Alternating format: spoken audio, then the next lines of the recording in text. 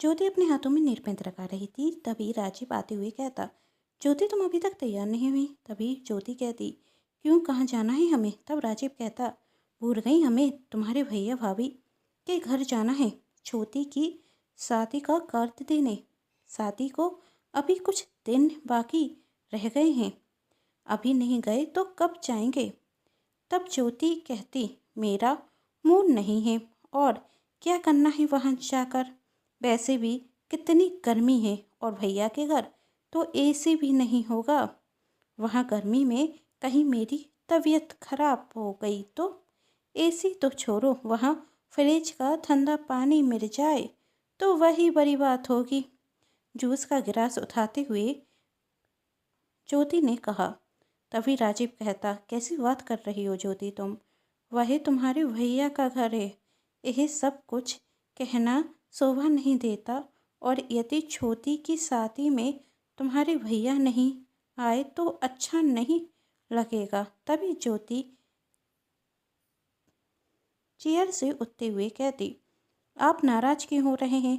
वही मेरे भाई हैं, मैं उनके लिए कुछ भी कहूँ आपके तो नहीं, और जो सच है वही कह रही हूँ, कुछ गलत नहीं। और आप तो ऐसे कह रहे हैं, अच्छा नहीं लगता, जैसे मेरे भैया नहीं आए तो यह शादी नहीं होगी। वैसे सच कहूँ तो मैं तो चाहती नहीं वह दोनों इस शादी में आए, और हाँ, यदि ज़्यादा ज़रूरी है उन्हें कार्ड देना तो कार्ड पोस्ट कर देना। कहते हुए ज्योति वहाँ से चली जाती, और राजीव मन में सोचता, ज्योति तुम कितनी सेल्फिश हो गई हो, और राजीव को कार्ड पोस्ट करना अच्छा नहीं लगता, इसलिए वह ज्योति के भैया भाभी महेश और रोशनी के घर कार्ड रख आता।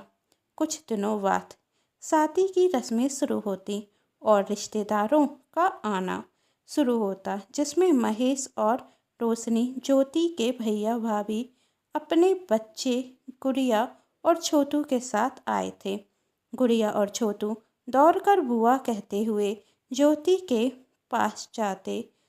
तभी ज्योति गुस्से में उन्हें रोकती और कहती, भाभी ने तुम्हें मैनर्स नहीं सिखाए क्या? एक गंदे हाथ मेरे कपड़ों में लगा रहे हो? जानते हो कितना महंगा लहंगा है मेरा? भैया की तो इतनी सैलरी भी नहीं होगी जितना महंगा ये लहंगा है। जाओ अपने मॉम डैड के पास। तभी राजीव ज्योति का हाथ पकड़ते हुए कहता, ज्योति क्या कह रही हो? बच्चे हैं भाई। तब ज्योति कहती, बच्चे हैं तो क्या करूं? वैसे भी मुझे मेहंदी रखवाने जाना है, मैं तो जाती हूँ। कहते हुए ज्योति वहाँ से चली जाती, और राजीव महेश और रोशनी से नमस्ते करता और उन्हें अंदर आने के लिए कहता। महेश और रोशनी अपने अपमान के आंसू को छुपाकर झूठी मुस्कान के साथ अंदर आते। राजीव यह कहकर वहाँ से चला जाता कि उसे कुछ काम है। तभी रोशनी महेश से कहती, इसलिए मैं यहाँ शादी में नहीं आना चाहती थी, मैं जानती थी ऐसा कुछ होगा। आखिर ज्योति कैसे भूल गई? जब वह 13 वर्ष की थी तो माँ जी और बापूजी आपको और ज्योति को छोड़कर चले गए थे। उसके बाद आपने अपनी इंजीनियरिंग की पढ़ाई बीच में रोक ज्योति को पढ़ाया, उसकी हर इच्छा पूरी की, अपनी ज़रूरत को काट कर उसकी ज़रूरत पूरी की, अपने सपने को छोड़कर उसके सपनों को पूरा किया। पढ़ाई छोड़ आपने छोटी सी नौकरी करना शुरू कर दिया, आखिर किसके लिए? ज्योति के लिए। और आज आपकी वही बहन इतनी बड़ी हो गई कि उसे अपने भाई के वह त्याग दिखते नहीं। यदि आप चाहते तो आज यह जिंदगी हम भी जी रहे होते, पर आपने अपनी पूरी जमा पूंजी ज्योति के विवाह में रखा दी।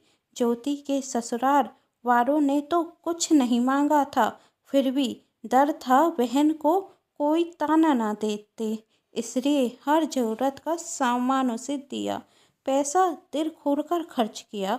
फिर भी आज आपकी उस बहन को कुछ नजर नहीं आता।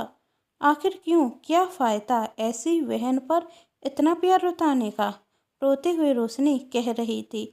फिर अपने आंसू पहुँच कर वहाँ से चली जाती। तभी ज्योति की सास ज्योति के पास जाकर कहती, बहू तुम मेहंदी वात में लगा देना, चलो चलकर मेरी रसोई में मदद कर दो। तब ज्योति कहती, अरे माँ जी, आज के दिन कौन काम करता है?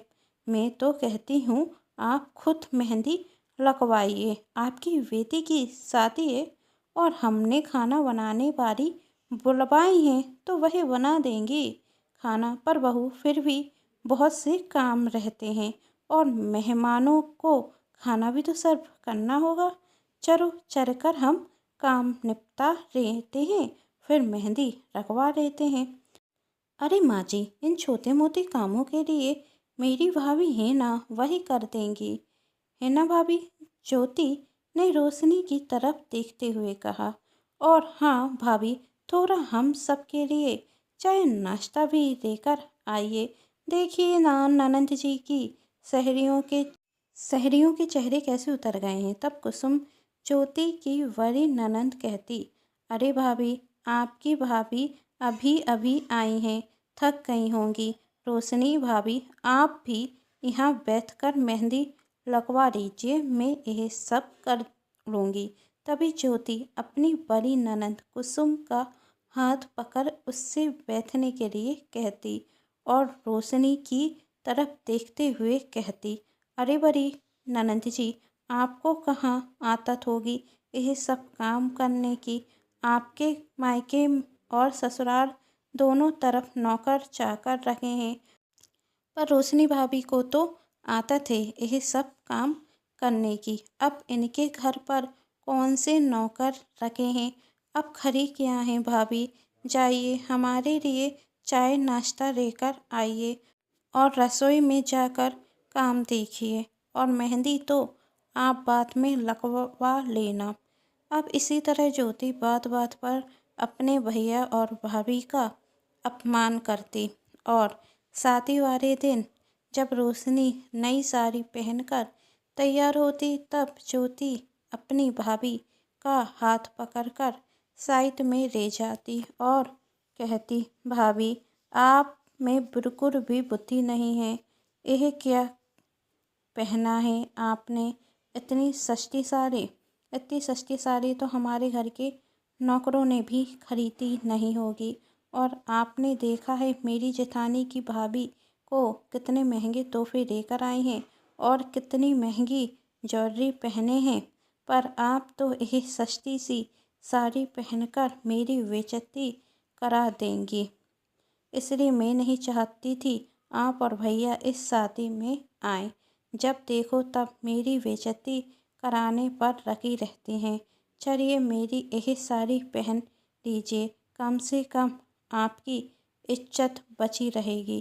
कहते हुए ज्योति जैसे जाने लगती, तभी रोशनी ज्योति का हाथ पकड़कर उसे रोकती और कहती, अपनी यह खटिया साड़ी अपने पास रखिए ननंद जी, जिसमें से आपकी तरह इसमें भी घमंड की बू आ रही है। आपकी नज़र में इस साड़ी की कोई कीमत हो या ना हो, पर मेरी नज़र में बहुत कीमत है। मेरे पति ने अपने खून पसीने की कमाई के पैसों से मुझे यह साड़ी दिलाई है, जिसकी कीमत 2000 रुपये है, जो आपकी नज़रों में कम हो सकते हैं पर मेरी नज़रों में नहीं। मेरे पति खुद तो 2 साल पुरानी शर्ट बहुत शान से पहने हुए हैं, पर मुझे और बच्चों को नए कपड़े दिलाए हैं। और जब उनसे कहा आप अपने लिए नहीं लेंगे, तो जानती ही हो उन्होंने क्या कहा? आप बहुत अच्छे से जानती हैं, पर भूल चुकी हैं।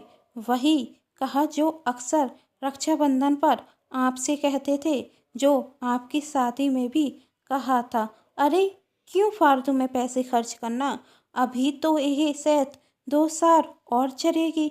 आप भूल सकती हैं कैसे अपनी ज़रूरतों, अपने सपनों को छोड़ उन्होंने आपके सपने पूरे किए। अपनी औकात से बड़े घर में आपकी शादी की, जिस पैसों पर आप इतना घमंड दिखा रही हैं, वही सब आपको इस गरीब भाई और इस गरीब भाभी की वजह से मिला है। और आज भी मेरे पति ने अपने खर्च में कटौती कर कर मुझे ये नई साड़ी दिलाई है, जो आपकी राखों की साड़ी से भी महंगी है। मैं यह साड़ी बतर कर अपने पति का अपमान नहीं कर सकती, क्योंकि मैं आपकी तरह स्वार्थी नहीं हूँ। और हाँ, आज के बाद मेरे पति का अपमान करने की आप गलती से भी कोशिश मत करना। तभी वहाँ महेश बैग लेकर आता और रोशनी का हाथ पकड़ चलने के लिए कहता। तभी ज्योति कहती, ऐसे कैसे आप जा सकते हैं, कम से कम शादी तो हो जाने दीजिए। तब महेश कहता, बहन, यहाँ तो मैं तुझसे मिलने आया था, कहीं हमारे यहाँ ना आने की वजह से तुझे रोगों के ताने न सहने पड़े, इसलिए औकात न होते हुए भी तेरी ससुराल आ गया। और तू चाहती थी कि हम यहाँ आए ना, इसलिए हम जा रहे हैं। यदि हमारे यहाँ से जाने में तेरी खुशी है तो यही सही, तेरा यह गरीब भाई तो बस तेरी खुशियाँ चाहता है, वही खुशी हमसे दूर रहने में है तो वही सही। कहते हुए महेश अपने परिवार के साथ वहाँ से चला जाता। और ज्योति खुश होने का नाटक तो कर रही थी, पर सच यह था कि वह खुश नहीं थी। जब वह अपने जेठानी को अपने भाई भाभी के साथ देखती तो उसे बुरा लगता। जब कोई उससे पूछता, तुम्हारे भैया भाभी क्यों नहीं आए, तो उसके पास कोई जवाब नहीं होता। और लोग तो पीठ पीछे यही कहते, घमंडी लड़की है, ना ससुराल में किसी से बनती है और ना मायके में, इसलिए तो भैया भाभी आए नहीं। ज्योति को अब अपनी गलती का एहसास था, वह पछता रही थी, लेकिन अब बहुत देर हो चुकी थी। दोस्तों, क्या ज्योति की भाभी ने सही किया? कमेंट बॉक्स में ज़रूर बताइएगा। कहानी आप सभी को ये कैसी लगी, कमेंट करना बिल्कुल ना भूलें। और कहानी पसंद आई है तो चैनल को सब्सक्राइब कर पास में जो बेल आइकन का बटन है उसे प्रेस जरूर कर दीजिएगा, क्योंकि उसी से मिलेंगी आप सभी को मेरी आने वाली हर कहानी की नोटिफिकेशन। कहानी पसंद आने पर वीडियो को भी लाइक कर दीजिएगा, जिससे मुझे मिलती है कहानियाँ लिखने के लिए प्रेरणा। और कहानी को अपनों के साथ शेयर करना बिल्कुल ना भूलें। कहानी पसंद आने पर चैनल को सब्सक्राइब, वीडियो को लाइक एंड शेयर जरूर कीजिएगा। Thanks for watching.